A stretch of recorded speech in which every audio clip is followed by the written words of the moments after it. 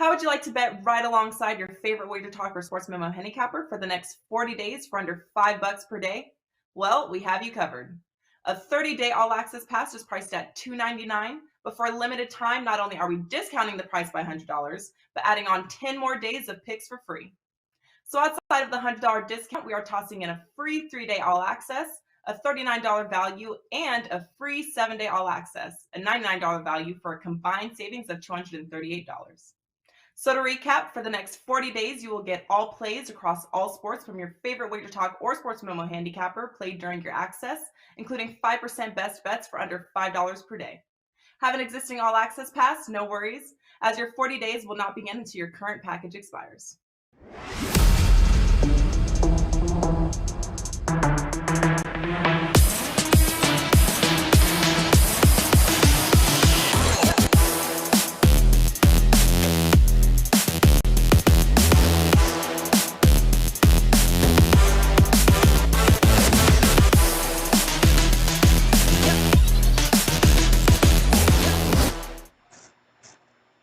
Hey guys, welcome in and a very happy Friday to you. It is another edition of the NBA Tip-Off Show powered by WagerTalk.com as we got 4 games in the next 48 hours and we're that much closer to an NBA conference final and then, of course, the finals to crown a champion. But we got to get through tonight and tomorrow night's games first, and here to help us do just that are 3 of the best as we welcome in our Friday crew as Andy Lang in the house. So is Tony Finn, and of course, Steve Merrill live and ready to rock here on this Friday. And Andy, as we get ready for a what should be a crazy weekend, we got, of course, NBA, we've got UFC, we've got the Kentucky Derby, playoffs, you name it, we've got it.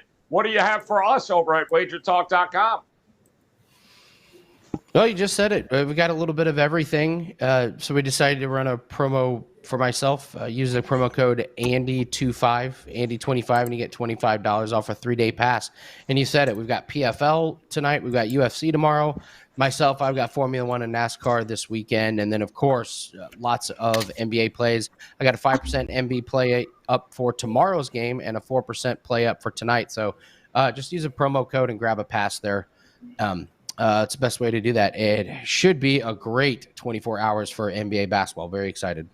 Yeah, no, absolutely. It's going to be a hell of a next 48 hours. Tony Finn been crushing it there, cashing tickets left and right for him and his clients here. So, Finn, what do you got in store for us here heading into the weekend? Right now, I have an NBA. I have a big ticket NBA play up right now, and that's it. I'm still contemplating on some MLB, but I was trying to get some lineup and some umpire information, which is yet to arrive. So, as of now, a 5% big ticket in the NBA, MLB, forthcoming. All right. Boom. Forthcoming. All right, Merrill, dazzle them. Come on. I know you got it. Talk to us on a Friday here. MLB, NBA. What do you got in store for us? Tony Finn is always forthcoming. Cashing tickets, slapping millennials. That's Tony Finn in a nutshell right there. I love it. Look, big NBA lineup for us for Friday and Saturday. We got a strong play tonight, a 4% best bet in the NBA. More importantly, a 5%er for tomorrow on Saturday. There's no NBA tip-off on Saturday or Sunday. That's a shame to humanity, but you do still get a strong best bet at WagerTalk.com this weekend. It is posted early. Don't sleep on it. 5%, rare 5% best bet right now. Steve Merrill, WagerTalk.com. Oh, yeah, bonus baseball play as well for free. Ooh, you hear the bonus? I heard the bonus. All right, let's do it here, gentlemen. That was Tony Finn sprinkling a little dust on you right there. Shocked. Yeah, no kidding. Miami. It really is sacrilegious there. Leave your dust alone, Finn. Miami taking on Philadelphia tonight. Could it be a 3-0 start to this series here? All eyes on Embiid as this line has been all over the map. Out to doubtful, and of course now we're seeing right around ones there. Miami a 1-point favorite now over Philadelphia. When you put it all together, the interesting part is the total hasn't moved very much. But the line on everyone trying to figure out if Embiid's going to go and what kind of impact he'll have. I know one guy from a prop betting perspective is going. You just mentioned it, Andy, before we started here. The Embiid props are up. Are you taking any of them? Absolutely. I have some very strange theories with some sports. Most of them are in UFC, but one I have in the NBA is a fade the mask theory. Guys that come back from these orbital fractures that wear a mask, it's awkward at first. We cashed a ton of tickets on Robert Covington night after night when he was wearing that mask. He was terrible. His shooting percentage was a disaster, and they're going to put Embiid's number at 40.5, just like he's going to come back after a concussion with a bad thumb, with a broken orbital bone, just like, oh, yeah, he's going to step onto the court and just dominate again. I don't buy it. I think he's going to be doing some three-point shooting. I don't know if he's going to be that excited to go into the paint against Bam and some of these guys who you know are going to be physical with him. And I think it may throw Philadelphia for a little bit of a loop. I think this number's way too big for a guy coming off a concussion and the injuries that he's had. And then we got to go with James Harden under his points, rebounds, and assists. This guy's played 29 games with Philadelphia, and he still hasn't had a game where he's taken over 20 shots. Now that Embiid is back, I don't see why he would get over that total again. He's looked slow. The Miami Heat have just dominated him. They've been able to clog up the Philadelphia offense. I'm not really sure that Embiid's going to be able to totally overcome it. But, and you look at Maxey, just the eye test, Maxey and Harden. I mean, Maxey's just way faster. He's getting to the rim. Harden's not getting the free throws. He's only averaging 7.2 free throw attempts a game. The only way to play Harden right now for his props is under, but I will be playing Joel Embiid now that they got a total out for his points, rebounds, and assists. It's 40.5. I'll take the under on Embiid. Not a bad way to approach it at all there. But Tony Finn, what do you think? Embiid's presence is going to make a difference one way or the other in this game? Well, I would think it's hard. His presence alone will make a difference. It makes a difference on the players around him, because even if you don't believe he's completely healthy, you don't believe that he's going to be productive or efficient with a mask, you can't take those chances, or you surely don't want to be the head coach that says, listen, I don't believe Embiid is worth the spit, so we're going to leave him alone. It's not going to happen. It's going to make Philly better. I just don't think it makes him good enough, and it certainly isn't going to stop. He's certainly not going to stop Bam from doing what he's done without Embiid, and with Embiid with a mask. I mean, how good are you going to be, Joe, at what you do best if you're somewhat handicapped? Can't see, can't smell, can't breathe, you can't move you can't do your trash talking that you usually do. And he, that's the one thing I'm sure he tested first. That was the mouth hole, the pie hole of that mask. Good point there. Very nice. Yes, very nice. One of the best transitions in the history of media. It really is. I mean, listen. How were you not ready for that, Joe? I mean, you got to be ready for the throwback there. That's very unprofessional, Joe Raineri. I am shocked he busted out pie hole here. So, Steve, I'll let you take it at pie hole. It's all yours. The most surprising thing is that nothing else came out of Tony Finn's pie hole after he said pie hole. There's just silence there. And I just lost it. We do have in-game wagering now at WagerTalk.com for NBA tip-off. People don't realize that. I just lost a couple grand on that one. There was ridiculous odds that would not happen. Thank you, by the way, because I'm in on that. Exactly. And the fix was in. See, Tony Finn had the other side of that wager. It takes two sides to make a market, right? And Tony Finn just schooled me there. Slapping millennials as we speak, I swear. Like, a lot of uncertainty here. One thing I will point out, Joe, I can't talk about these games tonight without talking about my favorite situation in all of sports the last couple of seasons, and that's when we have not only a bigger first half line than the overall game line in both games tonight, but we once again, if we could only get Dallas to officially be a dog, they're pick 'em -1 in some spots. We'll say pick 'em, okay? So they're not a favorite. It's a situation in both games tonight. The 0-2 home teams are favored in the first half, yet pick them underdog in the full game. Philly right now +1, yet they're a -1.5 to 2 point favorite in the first half. I'm staying off this game tonight. I think there's a lot of uncertainty, obviously, with Embiid. Miami's been the better team. I thought it was a decent bounce-back spot for Philly in Game 2. I mentioned them here on the show the other night. I stayed off of that as a best bet for my clients, luckily, because Philly did not bounce back. But if you're going to play this one, I know it's priced in, but the first half has been where these Game 3 0-2 teams shine. They do well in the full game, but they do even better in the first half, and that's why we see them both favored here in the first half tonight. Instead of laying the -1.5 or -2, maybe look at the money line, but man, -145, -150 for just saving a point and a half, paying a pretty big premium there. So maybe hedge it a little. Half money line, half first half point spread minus the 1.5. If Philly's going to have anything, we're going to see it early in this game tonight. Yeah, it's they better come out and they better bring it. Maybe they'll get themselves a little boost here, but will it be enough?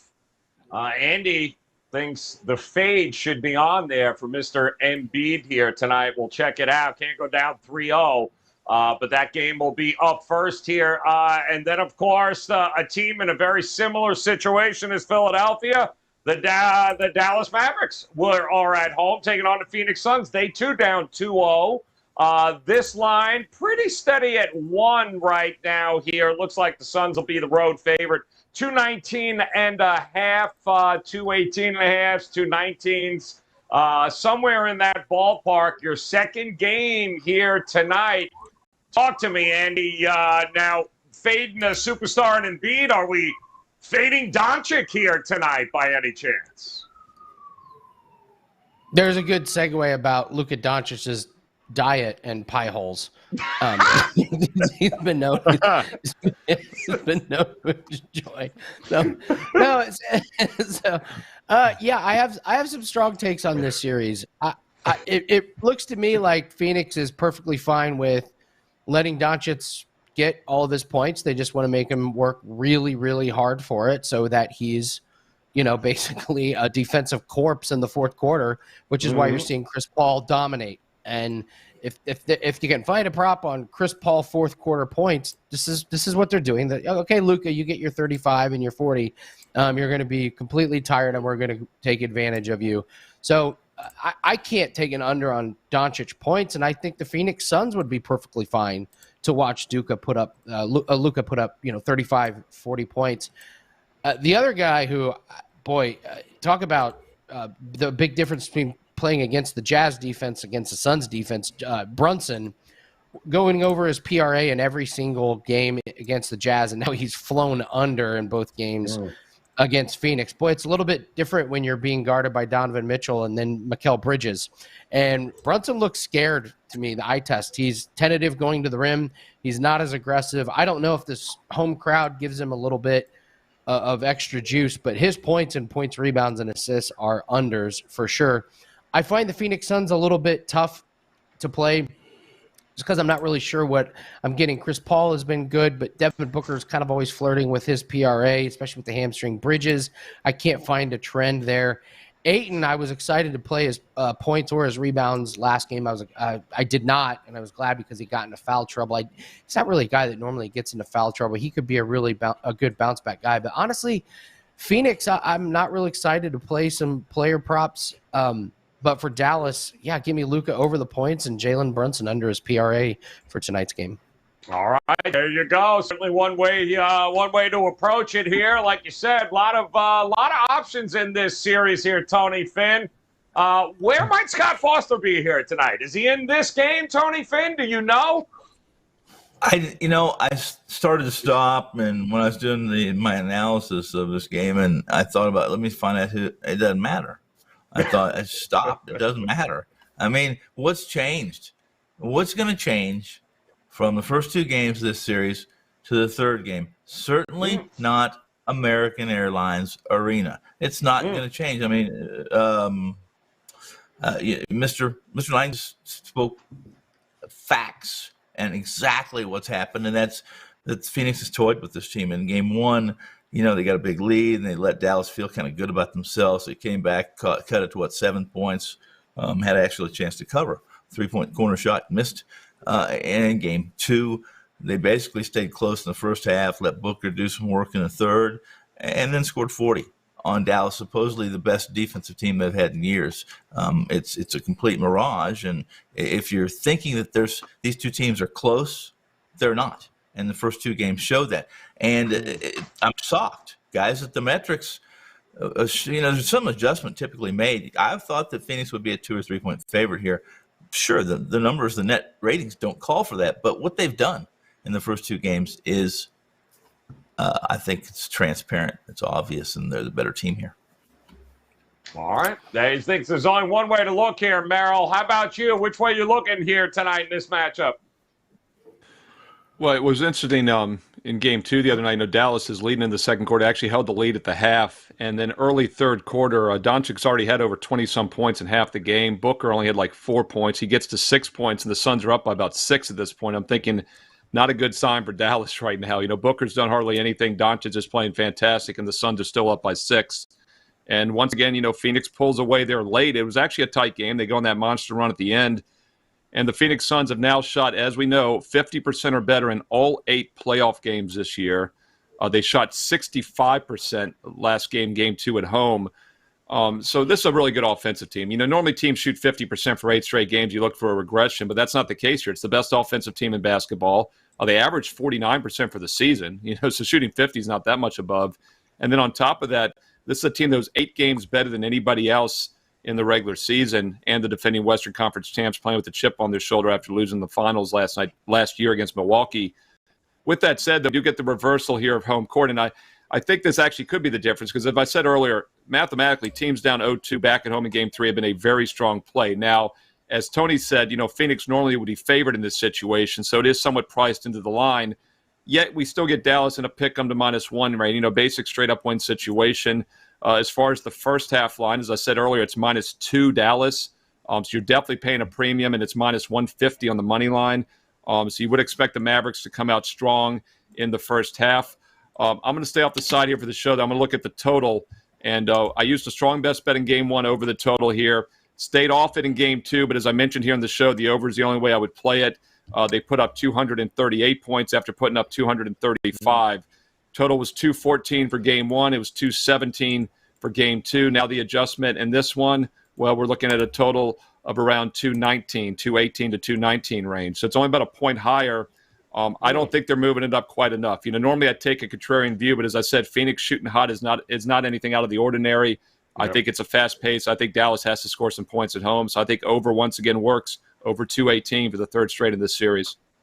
If it ain't broke, don't fix it, damn it. It's our motto here, and bottom line is anticipate some points because, like Steve said, shooting, almost 90% in the fourth quarter is nothing to Phoenix. They've been doing it all damn year. All right, so you got two teams down 0-2, go home, try to salvage and at least get themselves back in this series.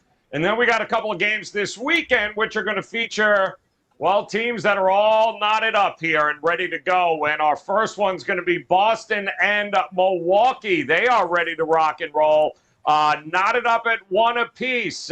Great bounce back by Boston in Game 2. Now they head on the road to Milwaukee here. 2.5 was the opening number. That has since come down. 1.5 is what we're seeing now in a number of spots for the Milwaukee Bucks. What do we do here in this one, Andy, from a prop betting perspective? Giannis has taken a lot of volume, hasn't necessarily been shooting lights out here. They've done a great job on him, much like they did on Kevin Durant. So is it time to fade Giannis possibly in the prop market? Yeah, Giannis has been a good one in the last few playoff series to go under his points, rebounds, and assists, even dating back to last year. He was a cash cow. He really stepped it up in the final series as they closed out the championship. But before that, they would just put his total, and it's up again, 50.5. Everything has to go right for you to get it there, and obviously he can do it. But what you see is he ends up at 48 or 49 or 46. So he has these huge games, and they just don't quite go over. So if you're playing Giannis, everyone would say, oh, you got to take the over. But no, you take him under. But I will tell you, I'm going right back to Jaylen Brown under his points, rebounds, and assists. Herculean effort, historic performance last game. I don't think that's replicable. He went absolutely crazy, burned me on a bet, but I'm not scared to come back to him. That hamstring is clearly bothering him. It's on the road now. His points, rebounds, and assists is 34.5. He's not going to shoot that high of a percentage. So, and we saw him. He slowed down in the second half of that game. He had an amazing first half, Jaylen Brown did, but really slowed down in the second half. So I don't think he's going to get near this 34.5. And then Marcus Smart coming back from injury. If you're a little bit of a risk taker, they have his points, rebounds, and assists at 24.5. That's when he was healthy. That's the same number when he was healthy. So if you think he's a little bit banged up and isn't quite going to be as aggressive rebounding, or, you know, maybe it hampers a couple of his shots, then you take under on Marcus Smart. But Jaylen Brown under is going to be my number one play in this game. All right, looking to go up and under there on Jaylen Brown. How about it, Tony Finn? What do you think in this matchup here? You going points? You going defense? What do you think? Well, I've liked Boston since, you know, the calendar turned from 21 to 22, and while they haven't, I think they have been really pedestrian against this team, against this Philly team, and for lots of reasons, Milwaukee team, lots of reasons to be that way. They're the reigning champ, or Milwaukee's the reigning champ, and Boston is a consistent, a grinding team that is my kind of team, and I'm all over Boston, and other than the Phoenix being my really the big future, I bet some Boston futures in this series, last series, and hopefully in future series, and I've taken Boston and the points in this game, or minus the points. It depends on when we're going to play this, but and how you're going to play this. But I'm going to play some alternative lines in this game. I still like Boston. I like them. I like them to sweep the first two. They didn't. I like them to go into Milwaukee and win.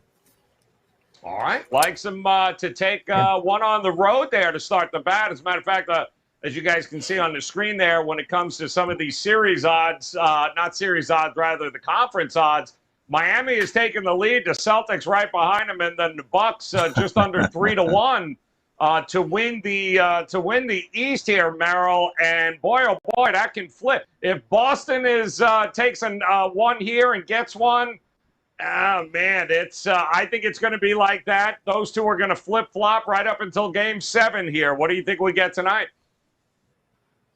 Yeah, I had actually Boston the first couple games of this series, and the only good thing about missing out with them in Game 1 was that I thought it set up an even stronger bounce back for them in Game 2, and obviously that was an easy winner. They led by 26, never trailed in Game 2 the other night, but, you know, a little bit, I don't want to say fortunate, because they are going to hit threes. Milwaukee gives up threes, and that's what Boston has to do, but Boston was 17 three-pointers made more. That's plus 51 points from three-point range that game, and they win, you know, what was it, by 23. So I do think it's a good bounce back spot for Milwaukee. I always, you know, we talked about the modified zigzag the other day on the show with Teddy on Wednesday, and we talked about quality teams off a loss. I think Milwaukee obviously checks the box there because they're the defending world champs. And I also love taking teams off blowout losses in the playoff. It's an angle I've used since the 90s when I started over a quarter century ago. I was going to say 2-3 decades ago. It's been a quarter century I've been doing the NBA playoffs. And it's an angle that continues to work with quality teams because you get the motivation angle.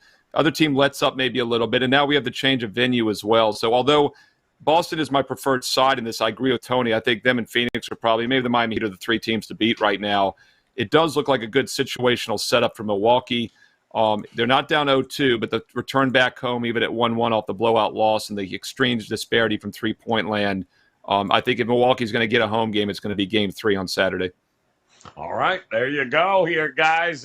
Bucks, Celtics, game number 3 over the weekend. And then, of course, the final game will be between the Memphis Grizzlies and the Golden State Warriors here. 6.5 open. 7s now starting to pop up across the board. Right around 225.5 is what we are seeing. And, well, where do we go from here? Golden State took one, the first one there, got beat in game number 2, but it appears the market loves Golden State getting some home cooking here. And I don't know, what do you think, Andy? A couple of different ways you can look in a prop betting market in this matchup here. Who are some of the guys? Give me some of the names you're looking at. Raise your hand if you would like to take a Ja Morant under. No, Nobody. No one there Me either. No one there.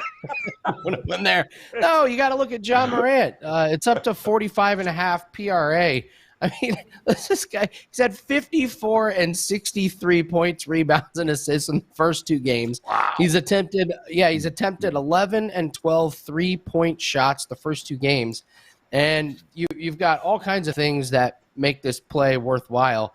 Number one, I think, is Gary Payton being out. There's a massive speed advantage. I mean, Ja Morant's mostly going to be the fastest guy on the court no matter what.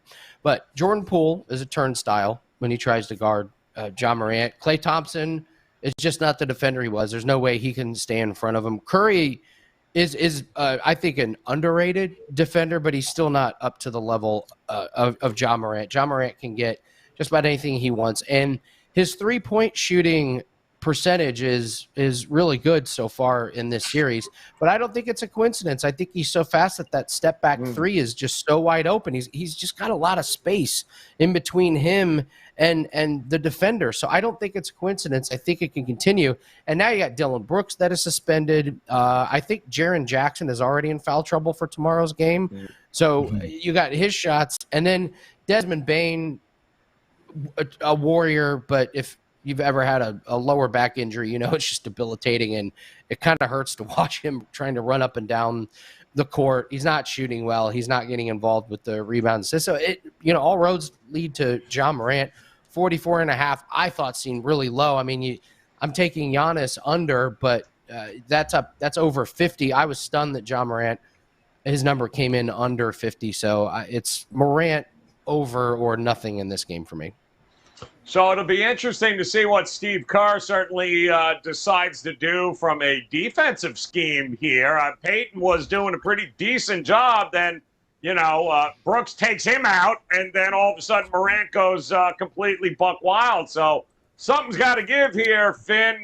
What do you think we're going to get here from these 2 teams in Game 3? Well, I think that you're going to get a lot of what you had in the first 2, except for I think that the loss of Dylan of Brooks is serious. It's significant. This isn't a team that I don't think they can go deep on the bench and replace what he brings. Not only skill set, but emotionally, and it's significant. I was all over. I liked Golden State to sweep those first 2 games. I like Golden State. I played a few small plays on Golden State sweeping this series completely, just because I've spoke on this show many times thinking Memphis is more of a regular season club than a playoff club because points in the paint are hard to come by. But I'll say this: Morant's gone in there like a warrior and taken his medicine like a man and scored when he had to, and missing a layup on that layup in the game 1, right? That could have won the game. Let's put it this way. I really like Golden State here at home in the Bay Area to win by margin. Give me the Golden State. And it's a big number to lay, 6.5. I think it's a big number to lay, but I like them by double digits here. So in other news, too, we know Dylan Brooks out here, Merrill. We do know, obviously, they lost Peyton, but Steven Adams is out of the health and safety protocols. More size that Golden State doesn't have. So at the very least, and we know it was a terrible matchup against Minnesota, but Minnesota isolated Steven Adams to go after him, kept him off the floor. That's not what Steve Kerr does. Steve Kerr is going to they're going to play Warrior basketball, but a little more depth not going to hurt Memphis here. So do you give them an edge in this Game 3 to get a leg up here? I mean, the change of venue might be a good thing for Memphis. They shot 43 and 39.5% at home and still managed to split, a home dog in both of those games.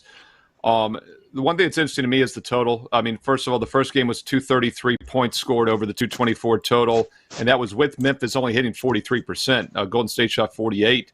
Obviously, the second game stayed well under, just 207 points. The total was bumped almost a 3-point basket up to 227 range. Both teams shot awful, though, the other night. On Wednesday, 42 and 39.5%. Golden State was just 7 for 38, 18% from 3-point range. You got to assume that's going to be better back at home now. And they also were just about 78% from the free throw line. They're usually a little bit better than that as well. So I think you could get some value with the over here in this one. So the question is, do you play the full game or the first half? And full game is 225.5. First half is only 109.5. That means they're projecting 116 for the second half. I think the offenses come out fresh. I think they come out good here. And I'd rather have the first half over 109.5. And obviously the second half's a little higher because maybe you get to some free throws and fouling. Golden State right now exactly a 7-point favorite. And that's interesting because we don't talk about key numbers in basketball. Obviously, 7 is a very key number in football, but there is some thought out there that 7 is a semi-key number in basketball because that's kind of the on-off number when teams call up the dogs and stop fouling. So it's right around that foul limit. I'd rather have the first half over 109.5 instead of the full game over the 225.5. I think both offenses shoot better on Saturday night.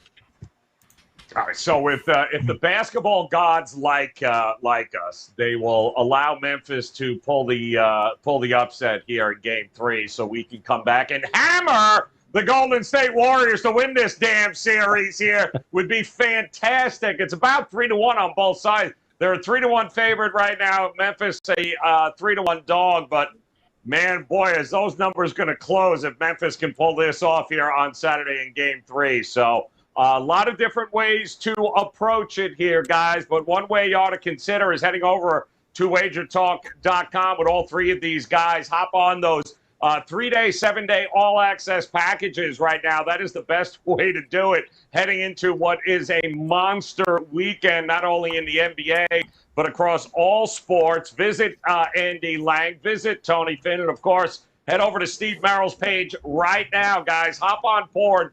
Get one of those 3-day, 7-day, 30-day all-access packages, and don't miss a play. You'll get every one of their best bets, including any 5-percenters, ready to go here over the weekend. So let's see if there is one play out of these 4 games that these guys like a little bit more than the rest. We'll throw 60 seconds on the clock. Andy Lang, you are up first, my man. Tell us, where are you going here for a best bet? Well, you mentioned the 3, 7, and 30-day passes, and we're running Andy 225 for $25 off 7-day pass. If you would have got a 7-day pass exactly a week ago, you'd be up 33 units. So all sports are going really well. Hey, listen, we're on a 20-2 NHL run just with player props. NBA is going well. Golf, NASCAR, Formula One, all that. So I was stunned at this number, and I'm maybe even more stunned that it has gone lower. I had the Suns team total over 109.5. I see in some places it's gone to 108.5. Wow. They went over this total 5 out of 6 games against the Pelicans. The game that they went under, they did not have Devin Booker. Against Dallas, they scored 121, 129. As Steve Merrill mentioned, they've shot over 50% or better from the field in every game this postseason. They're on a roll. I don't think Dallas matches up well with them on defense. Give me the Suns over 108.5 or 109.5, depending on your book. Total. Love it. All right. Great stuff there. A little F1, I think, in my neck of the woods, too, Andy, from what I understand. And, those tickets face value about 120. I think they're going for about $5,000. Who in the hell is spending that? They're going crazy. It's more than you make in a day, Joe. Ridiculous. Don't park your cars on the street this weekend, Joe. They'll get run over. Please, I could absolutely lose that in one hand. Cars. Talk to me here, Tony Finn. What do you think here? 60 seconds on the clock. You two have been absolutely crushing it here throughout this last month of the association. So talk to us. What's your best bet? I'm gonna pull Andy Lang here. I'm gonna go proposition for tonight's game with the Suns in Dallas at American Airlines, and we're gonna go to a guy that I think this is a no-brainer personally, only because they've been transparent. The coaching staff, Monty Williams, Crowder himself, wants to be known more than a guy who just fires away from the 3-point line. This guy is a pretty difficult matchup for Dallas, and he's been physical, he's been emotional, he's been a leader on the court. He's the team's 3rd highest in 3-point attempts, behind Booker, behind Cam Johnson, regular season and plus. He's a basketball player. I like his points, assists, and rebounds over, but I'm going to go with his points, only 8.5. The juice is a little heavy, but over 8.5 points for Mr. Crowder and the Suns. All right. No, not Mr. Hard, Mr. Crowder. All right, there you go. Very good stuff there. Thank you very much. Let's go, Merrill. Come on, my man. 60 seconds going. I know you got it seems like everything's been rained out here today in the MLB, but great start again in the MLB, my man. NBA ready to go. You've been crushing it there as well.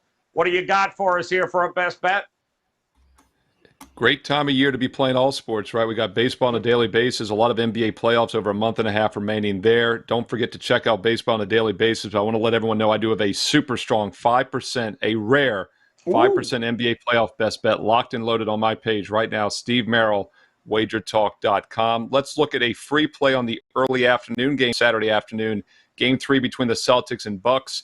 I had a best bet on Boston in Game 2. Worked out well. Never had to sweat it. They led by 26, never trailed, ended up with a 23-point win.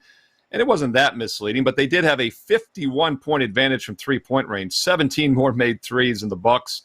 I think that comes back down to earth a little bit, and this is a good bounce-back spot for Milwaukee. The modified zigzag works with good quality teams off a loss. It works even better when they've been embarrassed and blown out in the previous game. We'll take the defending Eastern Conference and world champion Milwaukee Bucks to show us something in Game 3. I think Boston's the better team in this series. I think it's a good spot for Milwaukee, -2 on Saturday afternoon. 5% best bet, super strong play right now. Steve Merrill, WagerTalk.com. All right. Go grab it, guys. They don't come around often, but when they do, it is money. So let's check them out one more time. Our best bets here for the show as Andy Lang goes. Give me the team total over 108.5. For those Phoenix Suns here tonight. It's just not been a good matchup for the Dallas Mavericks. Hasn't been actually in a long time. Tony Finn likes Jay Crowder going up and over. 8.5 points in that matchup there. He can get 3 threes, right? Got to go over his 3 prop too there, Finn. I love it. And Steve Merrill. Yeah. He likes himself the Greek freak and the Bucks here. Yeah, go get him, Greek Freak. Give it to him, man. He's taking it. He's going Bucks -2. They will go up 2 games, 2-1 over the Boston Celtics. And again, guys, if you head over to WagerTalk.com, you've got it there. Merrill's got his 5% best bet up right now for the NBA playoffs here. Go grab that as well as Tony Finn. His best bets are up. And Andy Lang, you heard it, guys. He hasn't lost since 1983. It's ridiculous what's going on here. Head over to Andy Lang's page and go grab his best bets this week. And those 3-day, 7-day, 30-day all-access packages, really the way to go. And Andy, give us that code again one more time for the coupon for you. Andy25, Andy25. Like you said, I haven't lost since the Alan Parsons project. So, oh my God, he went AP with us. things are going really, really well over WagerTalk. Don't laugh. Tony Finn actually saw Alan Parsons in Project. He's one of the only people that ever really went to a concert. I was at his second birthday. I don't know what it was. I can't. All right, guys, we appreciate you hanging with us once again. We'll be back on Monday recapping what is going to be a fantastic week in the association and who will be on the verge of a sweep possibly, or who's going to find a renewed spirit to get it done, get back into a series. We'll have it all for you on Monday. But until then, on behalf of Steve Merrill, Andy Lang, and Alan Parsons, guys, we appreciate you hanging with us. Best of luck with your plays tonight and this weekend. Good luck. We'll come back and join us on Monday. We'll see you then.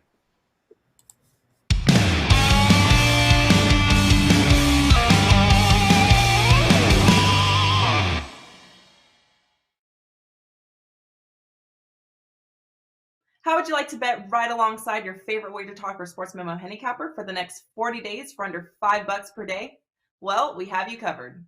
A 30-day all-access pass is priced at $2.99, but for a limited time, not only are we discounting the price by $100, but adding on 10 more days of picks for free. So outside of the $100 discount, we are tossing in a free 3-day all-access, a $39 value, and a free 7-day all-access, a $99 value for a combined savings of $238. So to recap, for the next 40 days, you will get all plays across all sports from your favorite WagerTalk or Sports Memo handicapper played during your access, including 5% best bets for under $5 per day. Have an existing all access pass? No worries, as your 40 days will not begin until your current package expires.